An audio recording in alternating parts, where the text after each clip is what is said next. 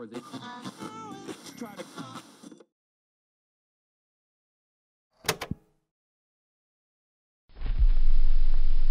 plan d'arrachage de Bouchard Père et Fils, il répond à une équation simple. Il y a une baisse tendancielle des rendements en Bourgogne. Cette baisse est liée à plusieurs facteurs, les facteurs climatiques, les facteurs, la maladie du bois, l'affaiblissement du matériel végétal en fait en Bourgogne, notamment avec certaines générations de clones qui n'étaient pas complètement au point, et puis les effets d'une culture intensive effectivement depuis 2000 ans sur les mêmes terroirs. Il y a aussi quand même, il ne faut pas se leurrer, le fait que arracher une vigne, c'est se priver de revenus et d'une appellation éventuellement pendant 7 à 10 ans. Le frein en fait à un plan d'arrachage, il est assez important. Maintenant, si on se place dans le temps long et que l'objectif est de permettre la pérennité du domaine, de permettre sa transmission, il faut absolument faire ce travail et il faut s'astreindre à le faire de façon régulière. Et c'est le sens de ce plan à 35 ans.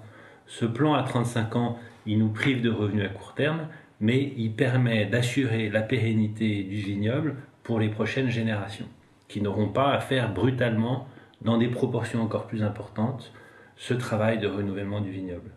Je dirais aussi que c'est un facteur de qualité des vins, puisque on le fait progressivement, donc on garde dans chaque appellation une répartition des âges de la vigne qui permet d'avoir un équilibre entre les jeunes vignes et les vieilles vignes.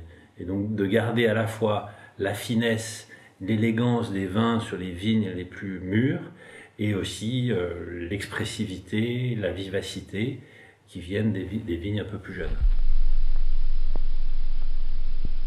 Ben, c'est très simple. La vigne, c'est pas comme le blé. Le blé, on le plante, 6 mois après, on le moissonne. La vigne, quand on l'arrache, d'abord, il faut laisser le sol se reposer, 1 à 2 ans. Ensuite, on plante. Mais ce qu'on plante, ce sont des plantes, c'est-à-dire ce ne sont pas des plants de vigne, c'est vraiment la plante dans ses premiers stades de développement.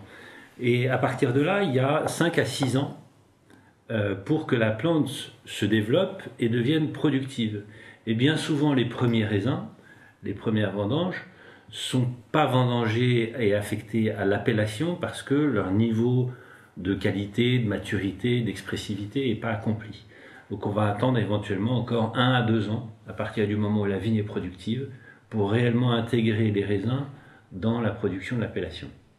Donc c'est un programme qui est sur le très long terme.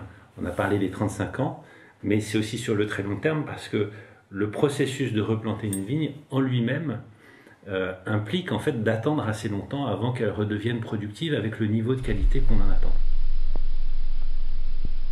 Effectivement, le maître mot, c'est de permettre aux générations qui vont suivre de continuer l'exploitation sereine de ce domaine.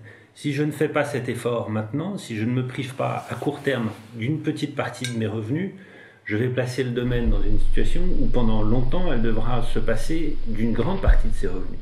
Et donc en fait, je ne vais pas permettre la pérennité de cette exploitation dans la famille. Je pense dans une entreprise familiale et dans le secteur du vin, le maître mot, c'est ce qui nous pilote, c'est notre boussole, c'est la transmission.